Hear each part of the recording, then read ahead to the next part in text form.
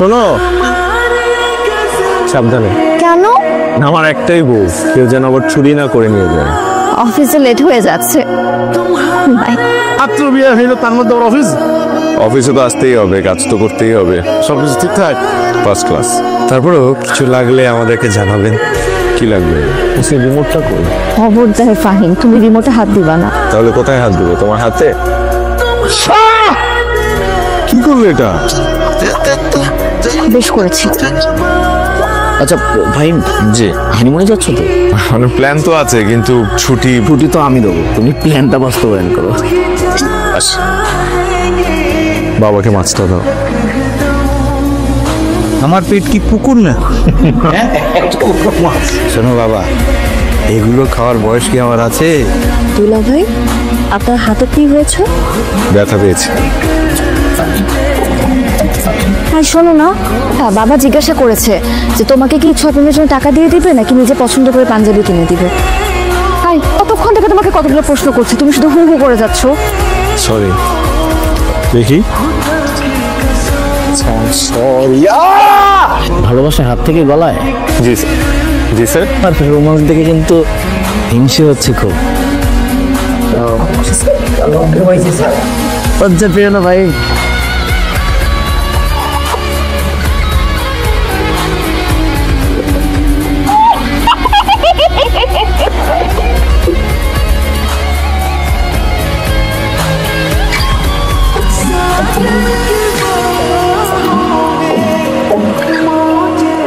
আরে দুলা ভাই, তুমি? কি অবস্থা দিবা, কেমন আছো? এই তো ভালো আছি। আপু কই? আপুকে তো দেখছি না। না, ও বাসায়। আচ্ছা, বাবা আছে বাসায়? ও আচ্ছা, হ্যাঁ বাবা আছে। আসো, ভিতরে আসো। তুমি একা যাবো? ইরা কোথায়? আমার একটু আপনার সাথে কথা আছে। ও নিশ্চয় নিশ্চয়, কি যেন বলছিলে? নিপার কি কোনো প্রবলেম আছে বাবা? না বাবা, আমার জানা মতে তো ওর কোনো প্রবলেম নেই। কেন, ও কি কিছু করেছে? জি বাবা, কামড় দিয়েছে, দাঁত দিয়ে কামড় দিয়েছে। কামড়টা না খুব ভয়ঙ্কর লেভেলের, এবং আমার দেয়ালে পিঠ থেকে গেছে। আমি আর এই যে নাস্তা খাও, আমি বাজারে যাচ্ছি, তোমার জন্য খাতে নিয়ে আসছি, ঠিক আছে? দুলা ভাই, নাস্তাটা করে নাও। বাবাকে বলে আমি খাসি খাবো না, আমি কিছুই খাবো না, আপাতত কামড় খেয়ে জীবন কাটাচ্ছি। হঠাৎ কবল মিটিং? আমি একটা ঝামেলায় পড়েছি। আপনারা তো এই বিষয়ে এক্সপার্ট। আমার বউ আমাকে কামড়ায়। ভাই, এটা হচ্ছে লাভ বাইট, শুধুমাত্র ভাগ্যবানদের কপালে চোটে।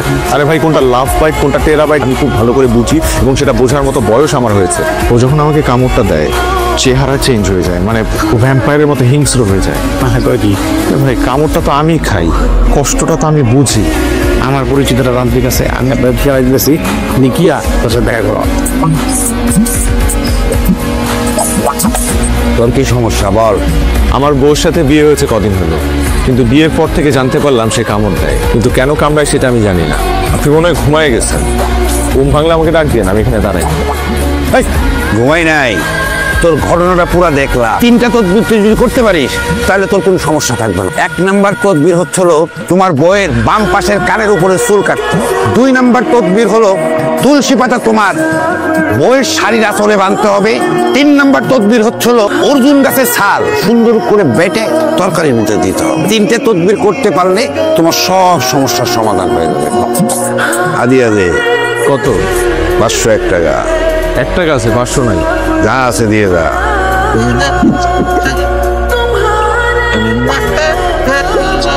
আরে, তুমি তুলসী গাছ কোথায় পেলে? ভালোই হয়েছে।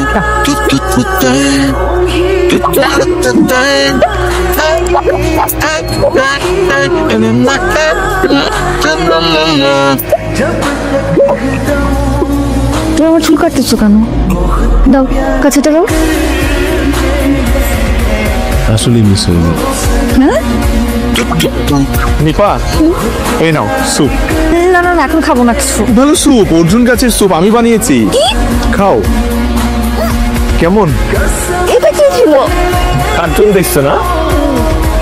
সব ঠিক হয়ে গেছে না? কি ঠিক হবে? দেখি রিমোটটা।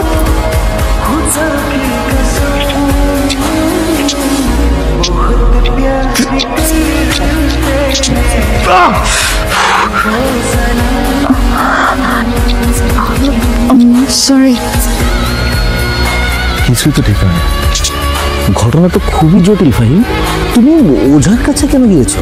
আমার মনে হয় কি তোমার একজন সাইকিয়াট্রিস্টের কাছে যাওয়া উচিত। কেন যেন মনে হচ্ছে তোমার ওয়াইফের মানসিক প্রবলেম হতে পারে।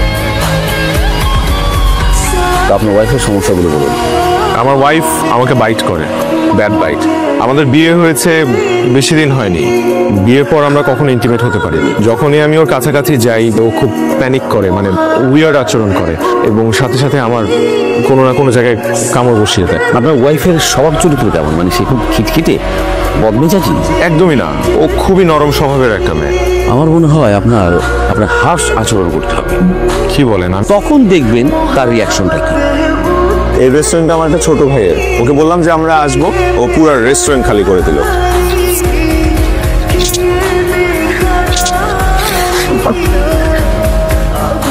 প্রবলেম কি তোমার? আমি তোমার হাজবেন্ড, অপরিচিত কেউ না। আজকে তোমাকে বলতে যাবে, তুমি বলো কি প্রবলেম? কি প্রবলেম বলো, বলো প্রবলেম কি তোমার, বলো না কেন?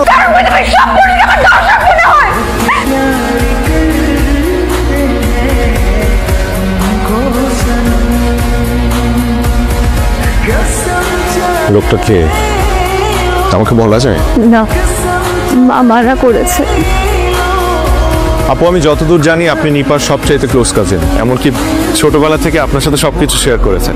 আমাদের বিয়ের আগে ওর কি কোনো সম্পর্ক ছিল? ওর তো কখনোই কোনো বয়ফ্রেন্ড ছিল না। কোনো কিছু ঘটে থাকলেও আমাকে জানাতো না। ছোটবেলায় কি ওর সাথে এমন কিছু ঘটেছে যেটা? ছোটবেলা থেকে তো আমরা একসাথেই বড় হয়েছি, কোনো কিছু ঘটলে তো জানতাম। আজকে হুট করে আমাদের বিয়ের ভিডিও দেখার ইচ্ছা হলো যে। আমাদের বিয়ের ভিডিও কখনো আমরা পুরোটা দেখে শেষ করিনি। কতগুলো মিষ্টি খেতে হয়েছে তোমাকে। ভিডিওটা একটু সামনের দিকে টেনে দাও না। কি হলো, তোমাকে বললাম না ভিডিওটা সামনের দিকে টেনে দিতে? এই লোকটা কে? রহমান, নিপার খালু, আপন খালার হাজবেন্ড। ওর সঙ্গে কেমন করে এই কাজ করতে পারে এটা আমাকে বলে। যদি আমি জানতাম তাহলে নিজ হাতে গলা টিপে আমি ওকে খুন করতাম। আমার বোনটার সাথে এত বড় একটা ঘটনা ঘটবে, একটা মায়ের জন্য আমার সাথে কোনো কিছু শেয়ার করে না। উনি এখন কোথায়? চিটাগাং। এই সময় আবার কি আসলিস? আরে নিপা, কেমন আছো তুমি?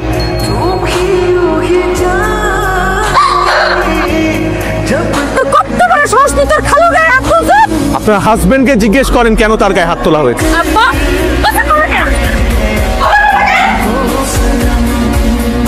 এই নিপা, খবরদার, এই কথা যেন পৃথিবীর কেউ না জানে। তুমি কোনো অন্যায় করো নাই নিপা, তুমি একটা ক্রিমিনালকে এক্সপোজ করেছো।